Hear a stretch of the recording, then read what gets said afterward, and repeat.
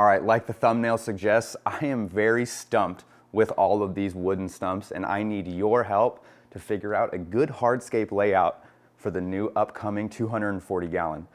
I went ahead and got my dream pieces of wood off of Etsy. If you guys have been looking for any wood pieces that you just are hard to find, you need to find them, highly suggest checking out Etsy. You will find some of the most unique pieces on there, and normally you find them for a steal. What we got today are about 8 pieces of huge stumps. When I say huge stumps, these are massive. I am 6'2", and this thing is close to about 3 to 4 feet. Reason we need it to be so big is because this tank absolutely eats up big pieces of hardscape.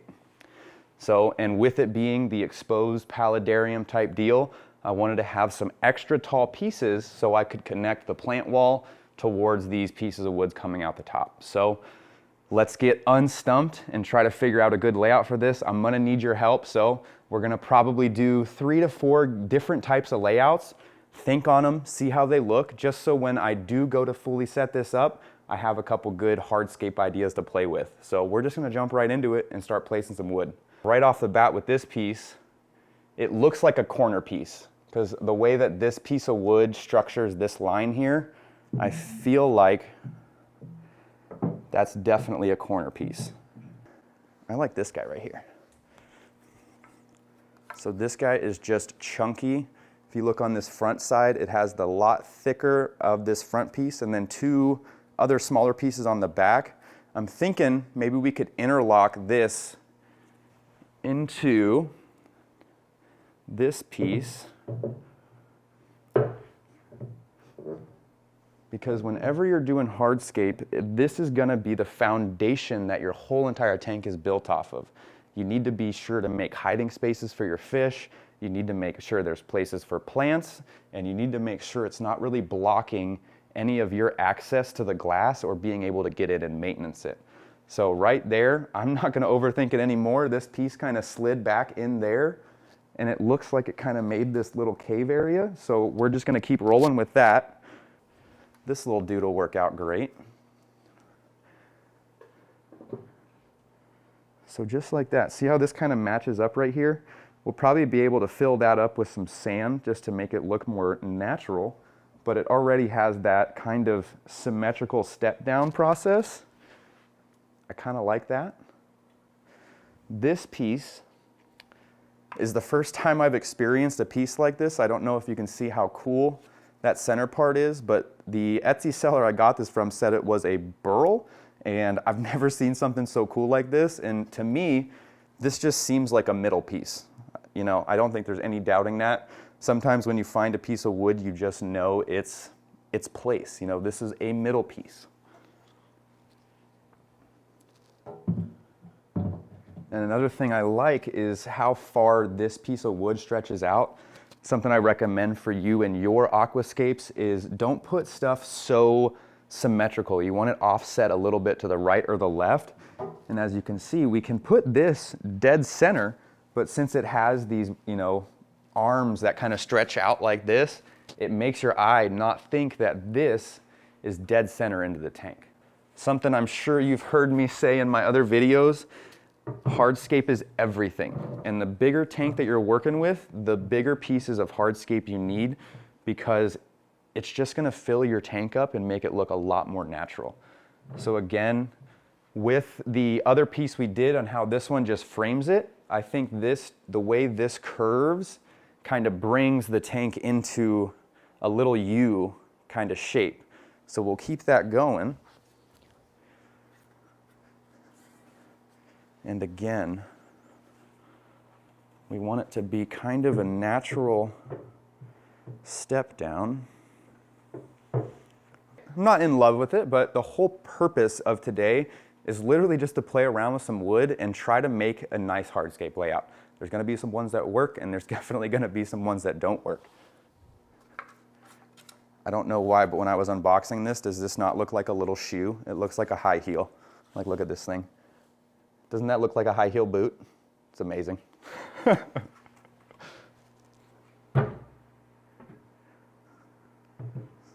So see, if we did it too far out like this, it's way too extended off of this structure, so it just doesn't match. So we need to find a way to fit it in.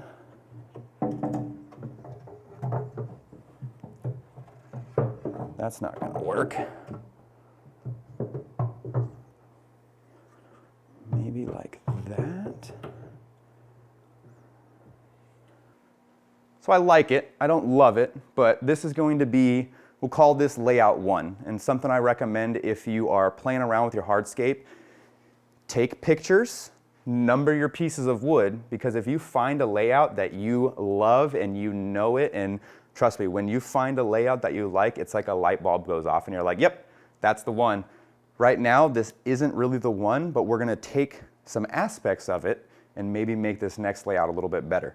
I really like the massive side pieces there, but I'm thinking let's swap it up, because right now we have most of our mass on the edges coming in. Why don't we make more of a bigger center island and use these big pieces to build off of? So let's get all this out and try again. Well, that was our first layout. I absolutely didn't love it. So what we're gonna do is try again with hardscape and how unique all your wood pieces are. You're gonna have to do this multiple times. That's the whole point of this video.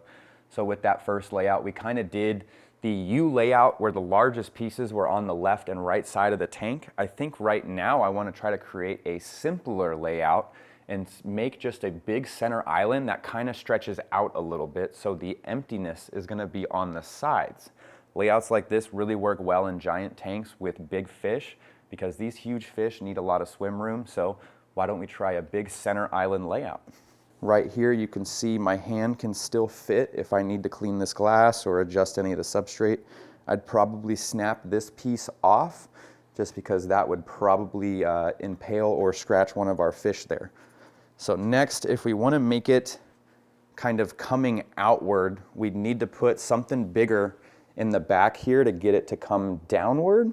So I'm almost assuming our big end pieces are going to be too big for this idea. So let's stick with our smaller ones here.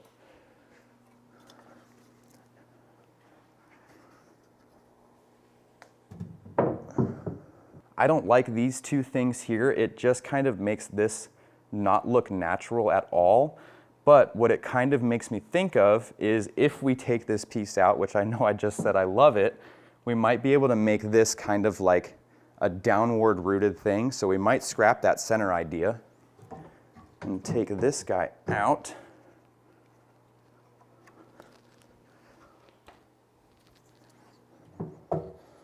So we might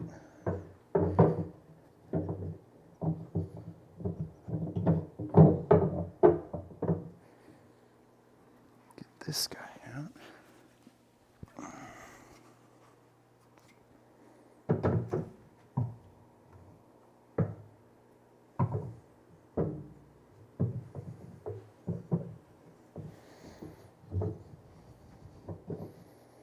So sometimes it will be hard to envision what it all will look like, because I know you don't know what's going on in my head. Sometimes I don't even know what's going on in my head, but you have to imagine there's going to be sand, there's going to be rocks, this will be lifted up a little bit, and there will be plants on it.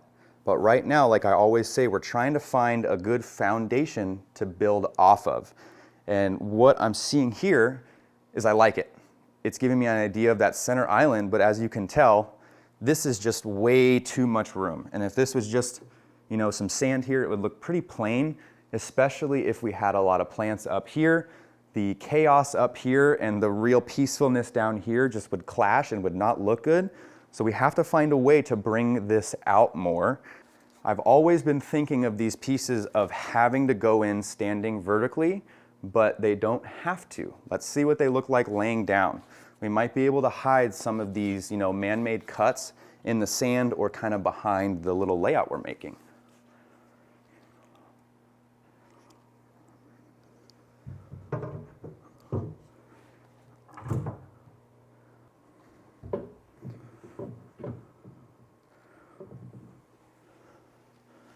So, in a sense, that kind of gave us the stretching out arms that we needed to fill up this space and kind of liven it up a little bit. If we were to go with a layout like this, I would probably make the center part of this tank, the sand bed, a lot higher. So then this part kind of tapered down into the corners, which would give it like these two trees in the back kind of just fell over during a big storm, and it kind of created this wood pile. And I'm already imagining, you know, the Severums and the Bashirs hanging out in between all of these. And I know the Bashirs would love laying behind the big rocks like this. So this might work well. I see this little dude here, and I don't think it would work other than kind of just accenting something like that maybe. So then you got to think too, you know, this part right here covered with sand, and these would probably be above the water line, so we could put some big Pothos Monstera just right on the top there. But I think that's a great layout number 2. We almost went with the 1, but this was layout number 2. Let me know what you think. I kind of like this one, the way that it stretches out. It looks kind of cool, but you know what we're gonna do, tear it out and try again. On to the third layout. This is gonna be an experimental layout for me, but it's something that I've seen in a lot of tanks that I really, really like. It's where we kind of make a huge left island here and have wood pieces coming out over to the middle, but there's gonna be a massive open free swim space. I really wanna try this layout. I think it might work well. It's actually my wife's favorite form of a layout. If you haven't seen me redo her 75-gallon, that's the exact layout she asked for. Was just a big, you know, mass over in one corner, but leave the rest of the tank open so you can see and enjoy the fish and give them as much room as possible. So I think to start this layout out, I wanna get the 2 giant pieces of stumps we got here, these 2 beautiful boys, these huge guys, and I'm gonna put them both in this corner over here. If I were to do a layout like this, I'd want it over in this corner, because as you see, this is the corner of my house. So whenever anybody walks in from the kitchen, the dining room, or the garage, they would be entering from this side, so they'd be able to see the free open swimming fish, and as they walk around, they'd be able to see the intricate wood layout we're about to lay out.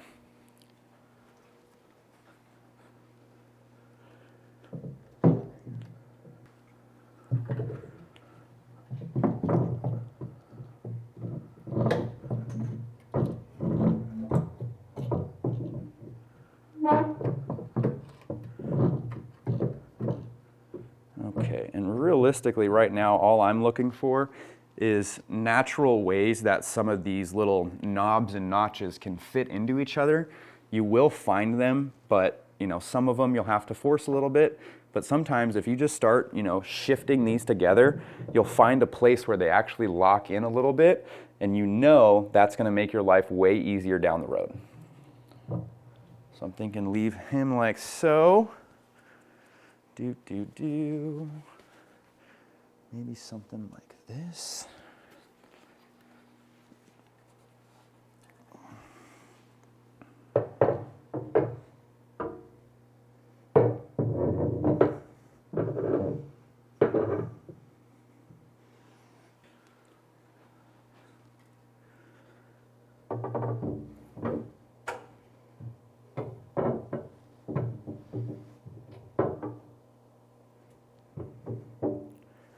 I really don't like that piece there, but we're just going to set it there and see how it plays out.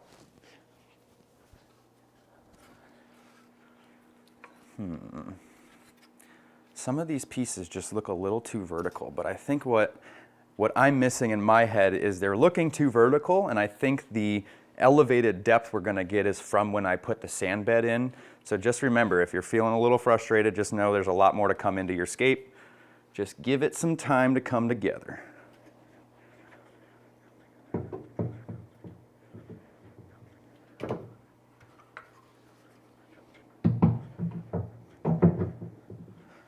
So that is just ugly, if I'm being honest. That is not the way that I'm envisioning that.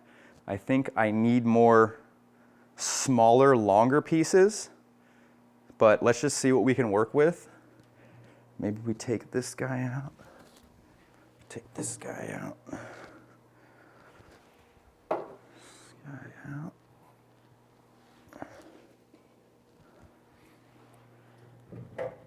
I really liked this big piece laying down on its side from the last layout we did with the stretching out thing. So I'm thinking we make this guy.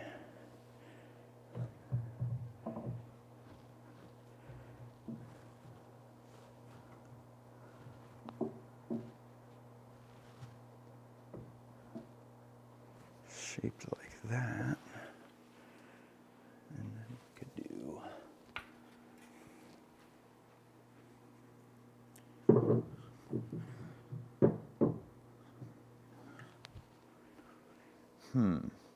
should we use chunk or should we use the boot? I don't know.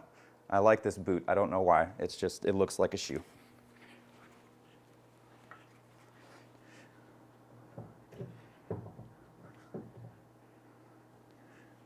Yeah, I think for whatever reason, having it kind of taper down like this would be really nice. The thing with the scape like this is this would require a lot of sand to really pull this idea together, and it would also need a lot more smaller twigs and sticks. And personally, because we have the plant wall here, I don't think this type of layout will work best, but let me know what you think. I have an idea with the scapes that we've already done. I kind of have an idea of what we're going to work with here.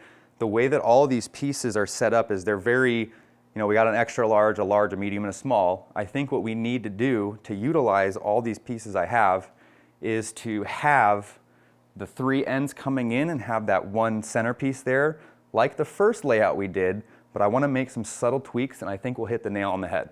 So, you know what we're doing. We're ripping it all out and starting again. Well, why we do this, we come up with bad ideas, we come up with good ideas, but mainly, I always tell everybody, try different layouts, because each single failure or success you want to take a mental note of, because you can put it all together to come with the scape you really want. So I believe right now, with the 3 or 4 times we played around with it, and what I'm visually seeing here with what the wood's giving us, I know what we're doing. So like I said, this guy, I believe, was meant to be in this corner piece right here. Main reason being, I feel like this line here really frames the side of the tank, and it's going to just connect with the plant wall and leave a nice space for a running waterfall to kind of drip back into the tank. I really like that. And then with our other 4-foot stump piece, the way that it's formed, if you can see this, how it goes through that line there, I feel like it does what that other piece does, but it frames this side of the tank.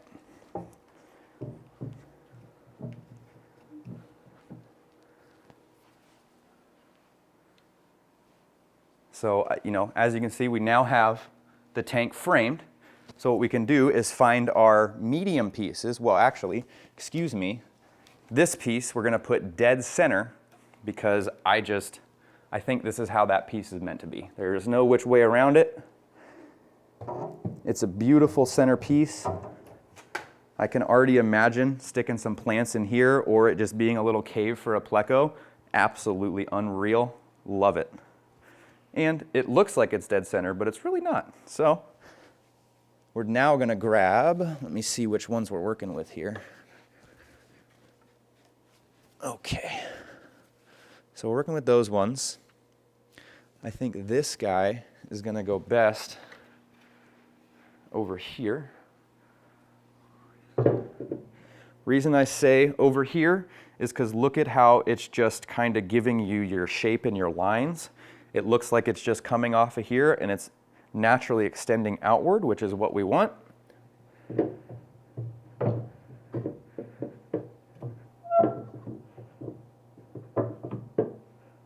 Just like so. Take little dude here.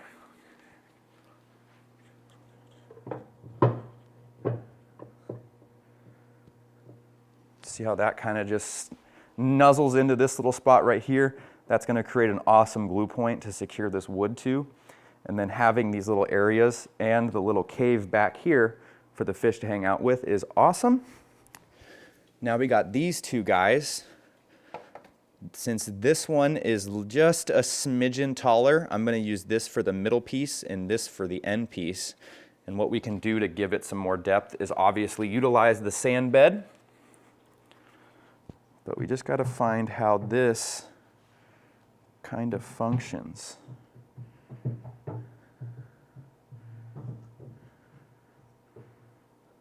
Look at that. Maybe pull this out more. So like I was saying, find where they can, nicely nuzzle into each other. Right here, there's two really good spots that I know I can glue at. It's coming together. Finally, big chunk here. I think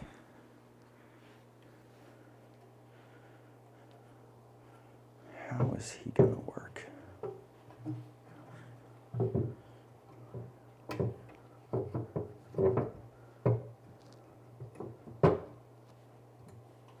Just like that.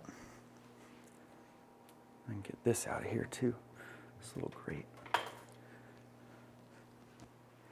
But yeah, just like that. I don't know if you guys are seeing it, but this is looking pretty good. In my head, I can see obviously having the lifted sand beds will give height in certain areas, especially, bringing this guy up to about here with the sand bed. But I really like that I can access all the glass panels. It looks very natural and uniform in its sizes and structures. It matches the plant wall, so it won't, the chaos up here and the chaos in the tank will balance. But that's just what I think. I want to know what you think, what you thought, which layout was the best. Let me know down in the comments below. We still have a couple months before we really get into scaping this tank. As you know, bigger tanks, bigger costs. So I'm taking my time with this one and we're doing it right. But let me know what you think is your favorite hardscape layout.